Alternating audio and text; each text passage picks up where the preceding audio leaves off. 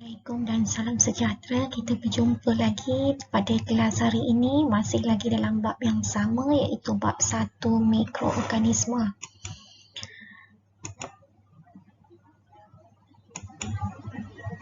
Okey. Standard kandungan masih lagi 1.1 dunia mikroorganisma.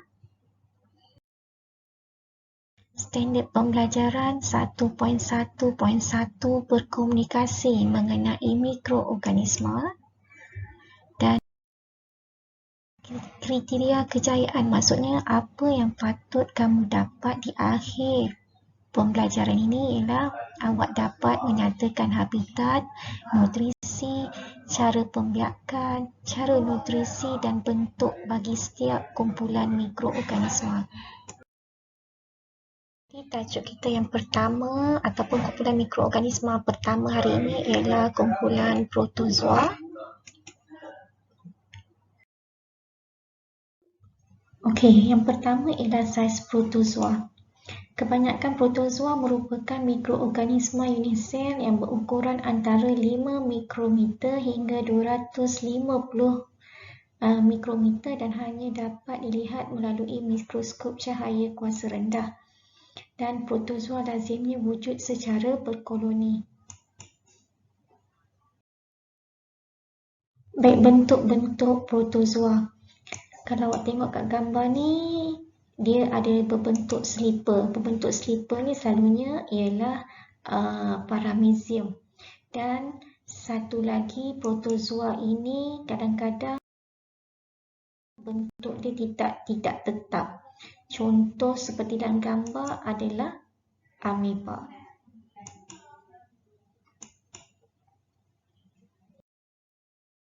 Okey, nutrisi bagi kumpulan protozoa, dia ada pelbagai jenis. Sekiranya protozoa tersebut mempunyai klorofil, maka dia boleh menjalankan proses fotosintesis.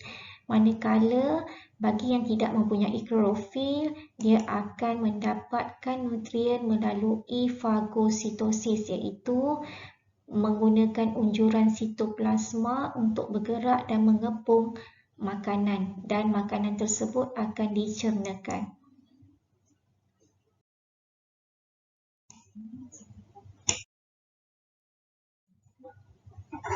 Seterusnya ialah cara pembiakan protozoa. Cara pembiakan protozoa ada dua, sama ada melalui pembiakan aseks ataupun pembiakan seks. Kalau pembiakan aseks ialah belahan ada dua, manakala untuk pembiakan seks adalah melalui proses konjugasi.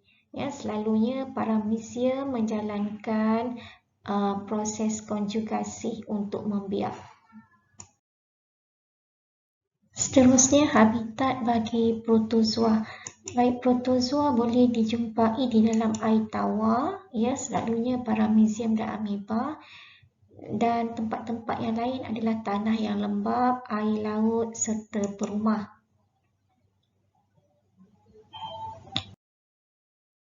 Kita pergi kepada kumpulan mikroorganisma yang keempat, iaitu bakteria. Baik, saiz bakteria adalah mikroorganisma unisel yang berukuran di antara 0.2 mikroorganisma hingga 10 mikroorganisma, dan bakteria hanya dapat dilihat melalui mikroskop cahaya kuasa tinggi. Bakteria, untuk bakteria ni boleh dibahagikan kepada 4 kepada bentuk asas dia, iaitu sfera, pilin, rod dan koma. Kalau awak perhatikan contoh kat sini, kalau awak jumpa nama bakteria Streptococcus, maksudnya coccus itu bermaksud bentuk sfera. Kalau spirillum ni berbentuk pilin, bacillus berbentuk rod dan vibrio berbentuk koma. Okey, struktur asas bagi bakteria. Kebanyakan bakteria mempunyai dinding sel yang teguh. Jadi dinding sel ni dia tak seperti dalam sel tumbuhan ya, terdiri daripada selulosa, tetapi di dalam bakteria, dinding sel bakteria dibina daripada asid amino dan juga polisakarida. Okey, ini adalah antara struktur asas bakteria. Saya nak sentuh sikit mengenai flagellum. Flagellum ni fungsi dia ialah untuk membantu pergerakan bakteria. Okey, ini ada satu lagi gambar bakteria ya. Mempunyai kapsul, ada rambut halus dan mengandungi flagellum untuk membantu pergerakan.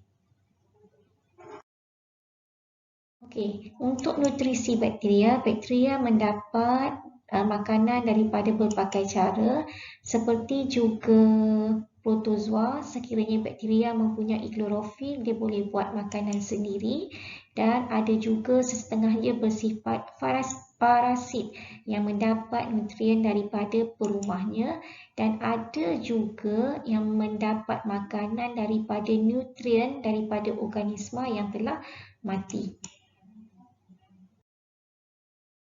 Okey, habitat bakteria. Bakteria dapat ditemukan dalam udara, air, tanah dan kesemua organisma dan bahan yang mereput.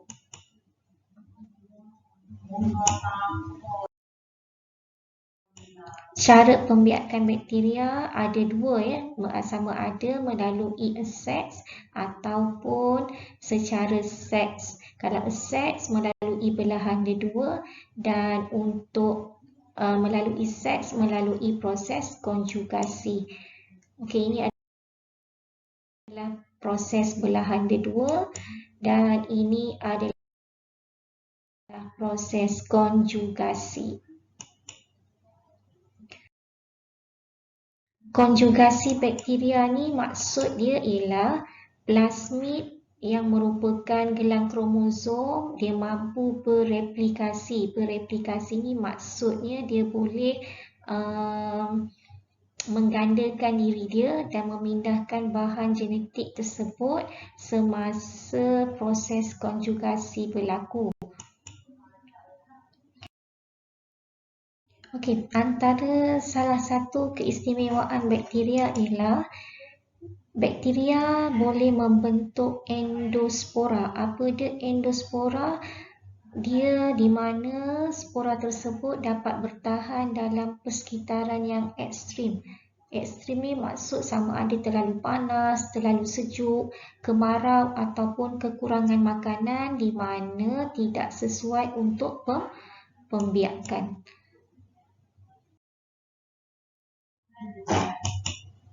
Jadi endospora ni ialah spora yang terbentuk di dalam sel bakteria dan mempunyai permukaan perlindungan yang kuat.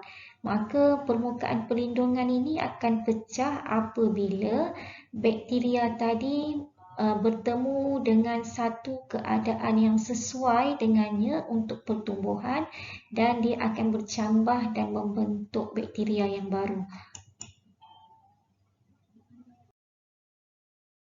Okey, ini adalah contoh endospora ya. Okey. Dan kumpulan mikroorganisma yang terakhir yang awak akan belajar pada hari ini ialah virus. Virus adalah mikroorganisma yang paling seni kerana saiznya kurang daripada 0.5 mikrometer dan hanya dapat dilihat melalui mikroskop elektron. Okey, ini adalah antara contoh-contoh virus ya yang biasa kita dengar: HIV, hepatitis B, influenza. Okey, bentuk virus ni boleh dibahagikan kepada 4, iaitu spera, helix, polyhedra dan kompleks. Kompleks ni adalah gabungan antara helix dan juga polyhedra. Okey, ini bentuk sama ada spera, contoh tadi virus influenza, helix, Polyhedral bentuk dia dan kompleks ni. Antara salah satu contohnya adalah bacteriophage.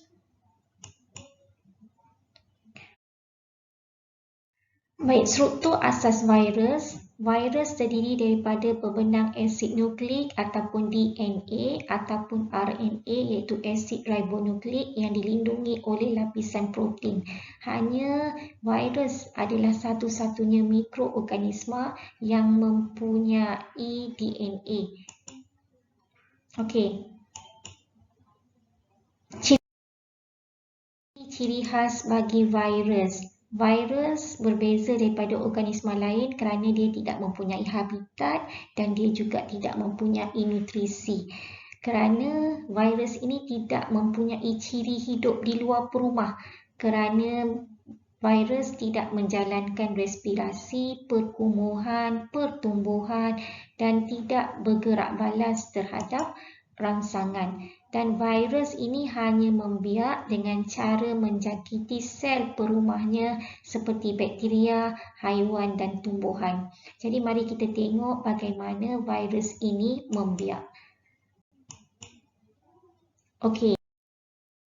Ini adalah prosesnya. Jadi yang berwarna biru itu adalah virus. Virus ini akan melekat pada apa-apa sahaja organisma. Saya dekat sini contohnya bakteria. Dan kemudian apabila virus tadi telah melekat pada bakteria, apa yang dia buat ialah dia akan menyuntikkan bahan genetiknya DNA ke dalam sel bakteria tersebut. Okey, seterusnya bahan genetik virus tadi, DNA tadi akan mengambil alih kawalan sel dan dia akan membina lapisan protein ataupun kapsid dan seterusnya virus baru ini akan dihasilkan dalam sel bakteria tadi dan virus ini akan bertambah. Dan apabila dia telah matang, virus ini akan memecahkan sel bakteria dan membebaskan diri dia untuk menyerang bakteria-bakteria yang lain. Jadi untuk kelas hari ini kita dah belajar 3 jenis mikroorganisma iaitu protozoa, virus dan juga bakteria. Jadi itu sahaja untuk kelas kita pada hari ini. Maka kita akan berjumpa pada kelas yang akan datang.